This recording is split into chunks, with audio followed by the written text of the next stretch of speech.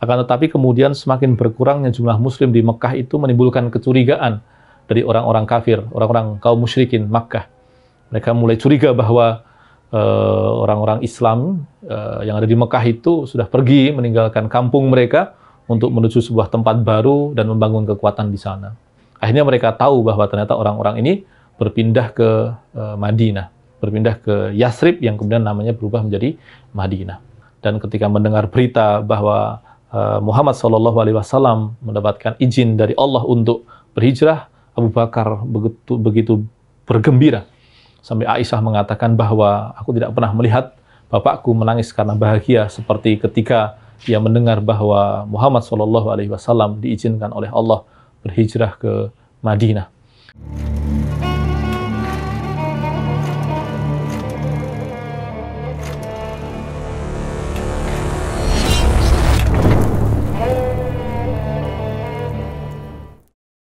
Assalamualaikum warahmatullahi wabarakatuh. Bismillah, alhamdulillah, wassalatu wassalamu ala rasulillah, amma ba'du, rabbana zidna ilma warzuqna fahma. Saudara sekalian yang dirahmati Allah subhanahu wa ta'ala, kita lanjutkan bahasan kita tentang sirah nabawiyah dan kita akan membahas tentang hijrahnya Nabi kita Muhammad SAW, sebuah peristiwa besar yang di situ menjadi tonggak perubahan ketika tadinya dakwah mengalami intimidasi dari berbagai sudut dan segi, maka setelah hijrah ini meskipun tekanan tetap ada, tapi tren kekuatan kaum muslim itu terakumulasi bahkan cenderung positif untuk kemudian menjadi sebuah ledakan kekuatan yang punya dampak luas bagi kebaikan orang banyak. Nah, sebelumnya kita sudah berbincang bahwa ada Bai'ah Aqabah 1 dan 2 di mana orang-orang dari Yathrib, dari sebuah perkampungan yang kemudian nantinya disebut sebagai Madinah, itu datang ke Mekah untuk berhaji, dan di dalam proses mereka berhaji itu mereka bertemu dengan Nabi dan bersumpah setia kepada Nabi kita Muhammad SAW. Dimulai di tahun 11 kenabian, di situ ada yang berbaiat 6 orang, lalu kemudian tahun berikutnya di tahun ke-12 ada 12 orang yang berbaiat kepada Nabi, itu yang disebut sebagai Bai'ah Aqabah yang pertama, dan kemudian di tahun berikutnya pula yaitu Bai'ah Aqabah kedua yang melibatkan 72 orang laki-laki dan 2 orang perempuan. Nah, maka kemudian ketika Nabi mendapatkan kepastian dari orang-orang Yathrib bahwa mereka akan melindungi Nabi jika mereka berpindah ke sana, maka Nabi menyuruh para sahabatnya untuk berhijrah lebih dahulu. Nah, maka kemudian secara perlahan tapi pasti sedikit demi sedikit, sembunyi-sembunyi, para sahabat Nabi di Mekah itu mulai berpindah ke sana. Maka orang-orang inilah yang kemudian disebut sebagai muhajirin, orang yang berpindah ya. Akan tetapi kemudian semakin berkurangnya jumlah muslim di Mekah itu menimbulkan kecurigaan dari orang-orang kafir, orang-orang kaum musyrikin Makkah. Mereka mulai curiga bahwa orang-orang Islam yang ada di Mekah itu sudah pergi meninggalkan kampung mereka untuk menuju sebuah tempat baru dan membangun kekuatan di sana. Akhirnya mereka tahu bahwa ternyata orang-orang ini berpindah ke Madinah, berpindah ke Yathrib yang kemudian namanya berubah menjadi Madinah. Nah, karena kemudian dari waktu ke waktu jumlah orang-orang Islam yang berpindah dari Mekah ke Madinah ini bertambah, maka kemudian orang-orang kafir Quraisy mulai mencari siasat terakhir yang mereka harapkan bisa mengakhiri dakwahnya Muhammad SAW. Mereka kemudian mengundang seluruh kabilah yang terdekat yang ada di sekitaran Makkah. Mereka berkumpul bersama, mereka bermusyawarah di antara mereka, dan kemudian Abu Jahal punya rekomendasi yang sangat mengagumkan. Ya, tentu kita tahu bahwa Abu Jahal ini disebut jahal bukan karena bodoh, tapi karena dia sangat cerdas, tetapi secara sangat terang-terangan pula dia menolak kebenaran. Kecerdasannya mengantarkan dia pada kebenaran, tapi kesombongannya membuat dia menolak kebenaran. Dia menyarankan apa?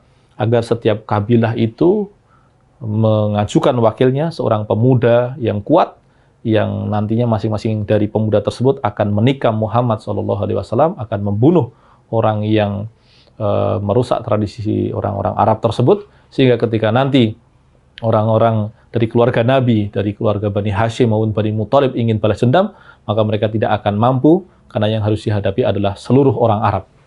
Nah, itu sebuah ide yang sangat cerdas. Nah, akan tapi kemudian Allah memberitakan hal tersebut kepada Nabi kita Muhammad SAW.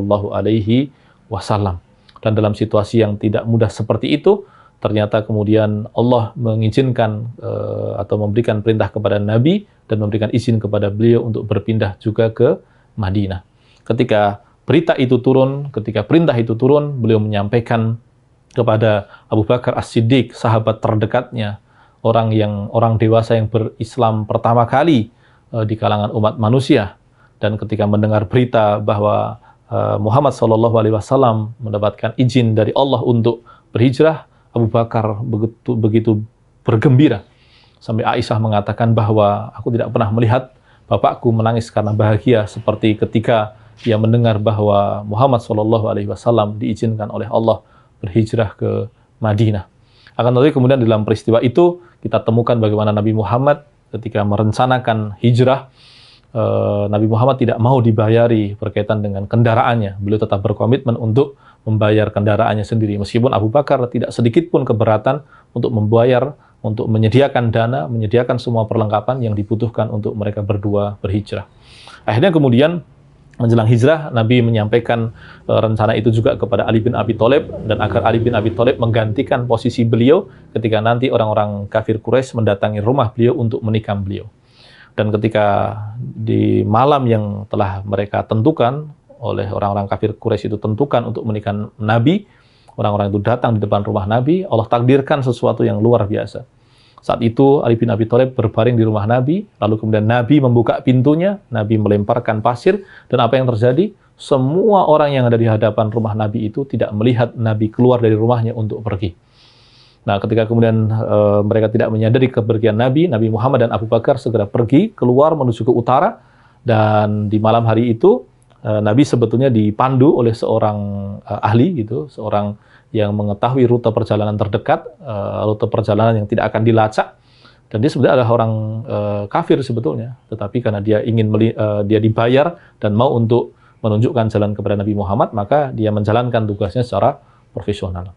Nah, ketika orang-orang kafir Quraisy membuka pintu rumah Nabi Muhammad, mereka kaget karena ternyata yang ada di sana bukanlah Nabi Muhammad SAW, melainkan adik iparnya, adik sepupunya, yaitu Ali bin Abi Thalib.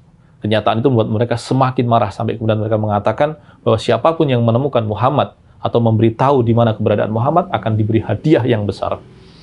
Tetapi kemudian qadarullah, Nabi kita Muhammad SAW bersama Abu Bakar telah mampu melakukan perjalanan cukup jauh dan mereka bersembunyi di sebuah gua yang kemudian kita kenal sebagai Gua Sur. Nah, di gua itu sebetulnya ukurannya tidak terlalu besar. Orang itu kalau melihat ke dalam itu pasti akan menemukan Nabi Muhammad. Tapi ketika para pemuda yang diutus oleh orang-orang kafir Quraisy itu mampu sampai di gua tersebut, mereka melihat ke dalamnya, mereka dapati bahwa di dalam gua itu ada sarang burung di depannya, ada sarang laba-laba di depannya pula, yang membuat mereka menyangka bahwa gua itu tidak pernah dimasuki oleh seorang pun. Padahal andaikan mereka menghadapkan kepalanya ke bawah, melihat ke arah kaki mereka, mereka akan dapati bahwa di bawah kaki mereka tepat Abu Bakar dan Rasulullah Muhammad SAW sedang bersembunyi. Saat itu Abu Bakar begitu ketakutan, dia sampai menangis, dia khawatir kalau nabinya yang dia cintai itu ketahuan dan mereka akan dibunuh oleh orang-orang kafir Quraisy. Tapi kemudian Allah ilhamkan kepada Nabi Muhammad SAW untuk mengucapkan la tahzan, innallaha ma'ana. Jangan sedih, Allah bersama kita. Meskipun Abu Bakar di situ bukan hanya sekedar menanggung kesedihan, tapi dia juga menanggung rasa sakit. Terbukti dia gunakan bajunya untuk menutupi lubang-lubang yang di situ berpotensi muncul ular. Lalu kemudian ada lubang yang tidak tertutupi, dia tutupi dengan anggota badannya, dan dia mendapatkan gigitan yang kemudian menyakitkan pula. Akhirnya kemudian ketika orang-orang kafir Quraisy segera mereka kembali ke Makkah, Nabi Muhammad SAW kemudian melanjutkan perjalanan dari Gua Sur menuju ke arah Madinah. Nah, kehadiran Nabi ke Madinah itu menimbulkan satu perubahan yang luar biasa. Orang-orang Madinah yang tadinya disebut Yathrib berubah menjadi orang-orang yang mereka beriman kepada Allah. Kota yang tadinya dipenuhi dengan perang saudara antara Aus dengan Khazraj menjadi sebuah tempat yang penuh dengan keimanan. Sehingga kata Madinah itu maknanya bukan hanya sekedar kota, tapi tempat di mana din itu dikerjakan dengan seksama.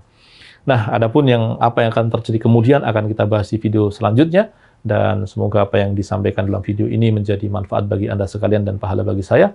Barakallahu li wa lakum wa sallallahu ala nabiyyina Muhammad. Assalamualaikum warahmatullahi wabarakatuh.